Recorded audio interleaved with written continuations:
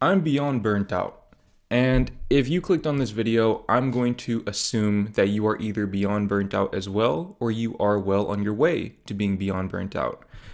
And here's the thing about burnout. Burnout is a matter of perspective. It's all a matter of your perspective. And I'm going to prove this to you with this analogy right here. Imagine if I told you to go and run a mile. Just 1 mile. Depending on your conditioning and your stamina level, that might be easy, it might be difficult, but I would be willing to bet that if you are at least moderately active, you could probably finish the mile. Maybe you would have to walk during certain sections, but you would be able to finish the mile because you know that there is a finish line. Now, imagine if I told you to just start running. I didn't tell you how long to run. I didn't tell you how far to run.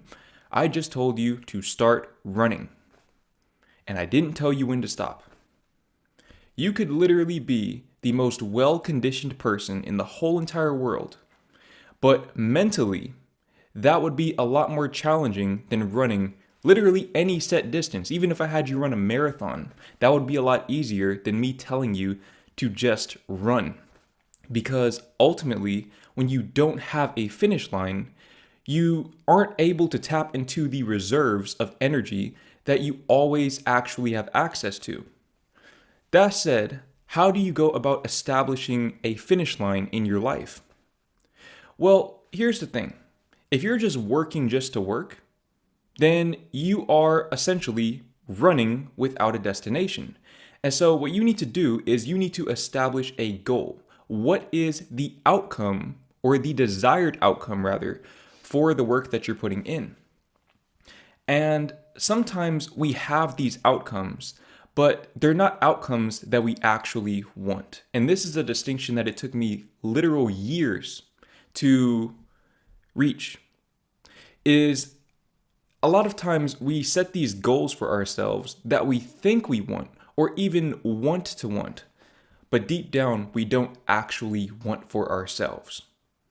There's no point in establishing a goal that you don't actually want because you're not going to be able to tap into that reserve of energy within you because you're working towards something that you don't even desire. And this usually requires you to have a very difficult conversation with yourself. A very difficult conversation. I'm going to give you an example. So I live in the Netherlands right now. And here in the Netherlands, if you didn't know, they speak Dutch. That is what they speak. I don't speak Dutch. I speak English because I grew up in the United States. But because I moved here, I felt like I was obligated to learn Dutch. And to an extent, if I wanted to settle down here, then yeah, there would be some degree of obligation on my behalf, assuming I wanted to make life easier for myself. But my girlfriend and I have sort of decided collectively that we don't want to settle down here. And I'll talk more about that in future videos. But what I've realized in the recent past is that I actually am not that interested in learning languages. And this should have been very apparent to me from the get-go because I've tried learning languages before. I took Spanish all through elementary school because we had to, didn't retain any of it, didn't care to learn Spanish. In high school, I took French. I thought maybe French would be more interesting to me, and it wasn't.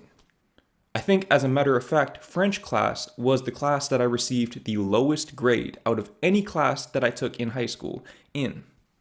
I think I got a 90 in French class, and that was the lowest grade I ever had in any class in high school because I wasn't invested in it. I didn't care to learn languages. And here's the thing. For a while, I tried to convince myself that I want to learn a new language. Because ultimately, I wanted to be able to go back home and flex on the people that I know by being able to speak multiple languages. We're just getting really vulnerable and open here. This is the reality of what I actually wanted.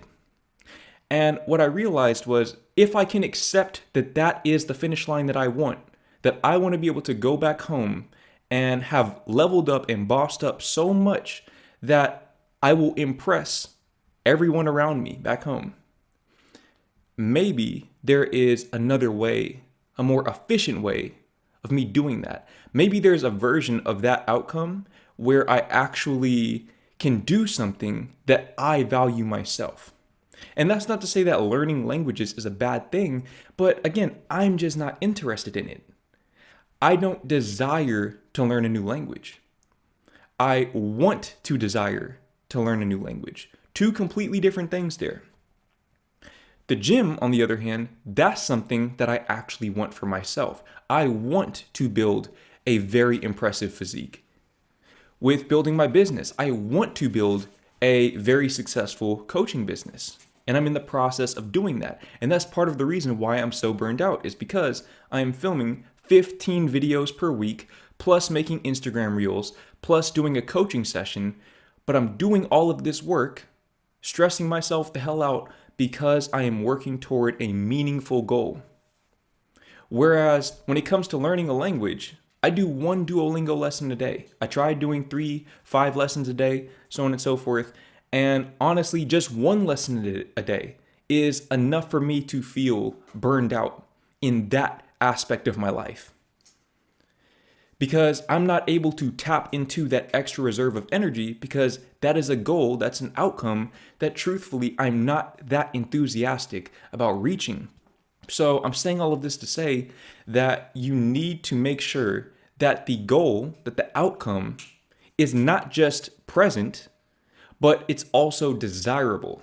You need to be working toward a goal, and it has to be a goal that you genuinely want for yourself. Because when you feel burned out, when you feel like you can't tap into that reserve of energy, you are going to have to remember that why. If you want to be able to continue putting in the work, especially when you're not in the emotional state that's conducive to putting in the work, you have to be able and willing to remember your why. Keyword, your why. You have to remember why it's important and meaningful for you in particular. Because again, if it's not meaningful for you, you're not going to be able to tap into that extra reserve of energy that we all have. So you have to be honest with yourself, and you have to remember your why. Again, my why, aside from wanting to help people and wanting to make an impact in this world and leave a legacy of impact and creating positive change in people's lives, is I do want the validation. I want the, not even acceptance, but the acknowledgement of my loved ones. And that's not to say they're not already giving that to me, but it's just a narrative that I've created in my head, and I can discard that narrative if I want. But at the same time, I can also use that narrative to serve me as I go about fulfilling my purpose. I can use that desire for that acknowledgement and that validation to fuel me to film videos like this one when I don't actually feel like doing it. Because best believe that the only thing I want to do right now is lie down in bed and watch Netflix. That's the only thing I want to do right now. Watch basketball highlights. I don't want to do anything that requires any use of my intellectual bandwidth. But here I am, working when I don't feel like it. Why? Because I have a why. I know my why, and I'm honest with myself about it, and I ensure that I'm working toward goals that actually matter to me. Now, another thing that you can do if you're struggling with burnout, if having your why isn't enough for you, is you can develop a better understanding of your personal capacity for work. And here's the thing about your capacity for work. It's always greater than you think it is, but at the same time, when you compare your productivity to somebody else's, let's say, for example, mine, maybe you're a new content creator and you're wondering, how the fuck is this guy filming 15 videos per week? If you had told my 19-year-old self that at 24 I would be filming 15 videos a week, which 6 of those are for my channel and 9 of those are for my coaching program, link in the description. But if you had told my 19-year-old or 20-year-old self that I would be putting in this kind of work, he literally would not have been able to comprehend it. Because ultimately, his skill level as a content creator wasn't high enough to be able to have this kind of output. He literally could not film 15 videos a week. He couldn't. He didn't have that kind of bandwidth because each video required so much more effort on his behalf. So in other words, if you want to increase your productivity without being burned out or while managing your energy, you just need to get better at what you're doing. You need to master what you're doing or at least reach a level of competence where you're able to utilize the law of least effort. What is the law of least effort? The law of least effort is exactly what it sounds like. The law of least effort is when you master something to the extent that you can achieve a specific outcome without much energy expenditure on your behalf. So that's Stephen Curry being so good at shooting threes that he makes it look effortless. That's why they say it's Steffortless. Or it's me filming a video like this one where I can talk to the camera with very few errors in the video because I filmed over 1,000 videos. So get better at what you do. But along the way, in the process of becoming better, you need to manage your expectations of yourself. You need to be realistic, and you know that I hate using the word realistic, but in this context, it's very important that you have a good, realistic understanding of what you're actually capable of. Because if you're just starting out on YouTube and you see me filming 15 videos a week, and you think, well, I'm going to do 15 videos a week as well, you're going to last maybe 1 week, if that. You might not even make it through the first week. You're definitely not going to make it to a month because you're not at the level that I'm at yet. You will be, but you're not there yet. In the meantime, you need to set a goal, an intention rather, because goals are outcome-based, intentions are action-based. You need to set an intention that you can actually sustain over time. So maybe for you, the equivalent of me doing 15 videos a week is you doing 2 videos a week. Do 2 videos a week and stick to it.